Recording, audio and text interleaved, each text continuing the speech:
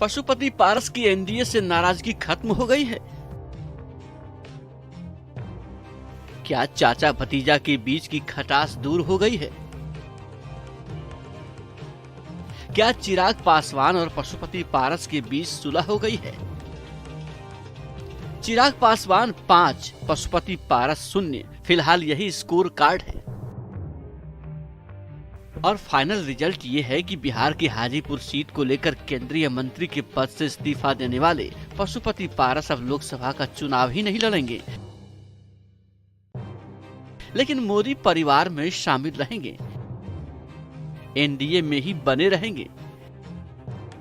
पशुपति पारस ने साफ कह दिया है कि वो एनडीए के साथ ही रहेंगे। उन्होंने सोशल मीडिया प्लेटफॉर्म एक्स पर पोस्ट शेयर करते हुए लिखा, हमारी पार्टी रालोजपा एनडीए का अभिन्न अंग है। माननीय प्रधानमंत्री नरेंद्र मोदी हमारे भी नेता हैं और उनका निर्णय हमारे लिए सर्वोपरि है। उनके नेतृत्व में एनडीए पूरे देश में 400 से ज्यादा सीट जीतकर तीसरी बार रिकॉर्ड तोड़ बहुमत से एनडीए की सरकार बनेगी। मतलब पशुपति पारस को बीजेपी का हर फैसला मान्य है, फिर भले ही उनकी पार्टी को बिहार के सीट शेयरिंग में एक भी सीट नहीं मिली हो, भतीजे चिराग को 5 सीटें मिली हो। दरअसल एनडीए में एक भी सीट न मिलने के बाद पशुपति पारस ने केंद्रीय मंत्री पद से इस्तीफा दे दिया था। उन्होंने कहा था कि मेरे और मेरी पार्टी के साथ नाइंसाफी हुई है। मैंने बहुत ईमानदारी, बहुत लगन से, वफादारी से मैंने एनडीए की सेवा की, लेकिन हमारी पार्टी के साथ और व्यक्तिगत रूप से हमारे साथ नाइंसाफी हुई। इसलिए मैं भारत सरकार के कैबिनेट मंत्री से मैं त्याग पत्र दे। फिर सवाल है कि आखिर पशुपति पारस की नाराजगी कम कैसे हुई? इंडिया गठबंधन में भी पशुपति पारस की बात नहीं बनी। आरजेडी हाजीपुर सीट पशुपति पारस को देने को तैयार नहीं हुई। चुनाव से ठीक पहले बिहार में पारस का समीकरण फिट नहीं बैठा। खबर तो ये भी है कि पीएम मोदी की तरफ से भी पशुपति पारस को भविष्य के लिए कोई बड़ा ऑफर दिया गया है। पशुपति पारस को किसी राज्य का राज्यपाल बनाया जा सकता है।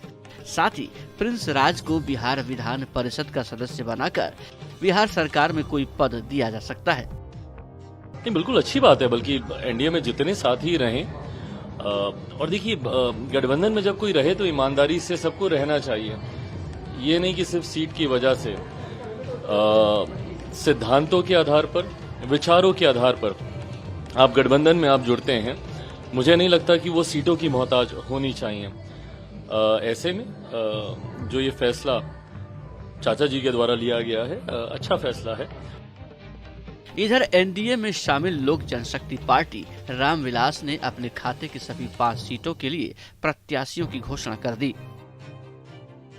वैशाली सीट से वीणा देवी प्रत्याशी बनाई गई हैं।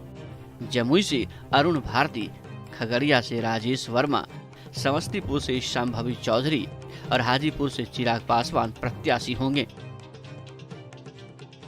दरअसल बीजेपी नहीं चाहती थी कि चाचा भतीजे के बीच खटास का फायदा विपक्षी दलों को मिले।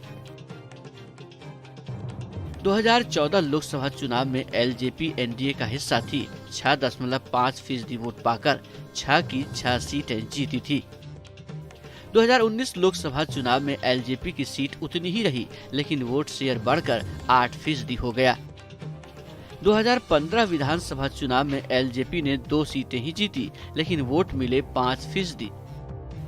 2020 विधानसभा चुनाव में एलजेपी एनडीए का हिस्सा नहीं थी, 1 सीट पर जीती, लेकिन वोट मिले 5.8%। बिहार की जातिगत जनगणना के मुताबिक राज्य में दलितों की आबादी 20% के आसपास है। इसमें भी पासवान वोट 5.5% के करीब है, लेकिन पासवान वोटर्स ही एलजेपी के कोर वोटर हैं। बिहार के हर जिले में पासवान जाति के वोटर मौजूद हैं। चिराग के आने से एनडीए को 5 से 6% वोट मिलने का अनुमान है। एनडीए के लिए ये 5 से 6% वोट बूस्टर डोज की तरह काम करेंगे। बीजेपी ने बिहार में इस बार 40 की 40 सीटें जीतने का प्लान बनाया है। Team news nation.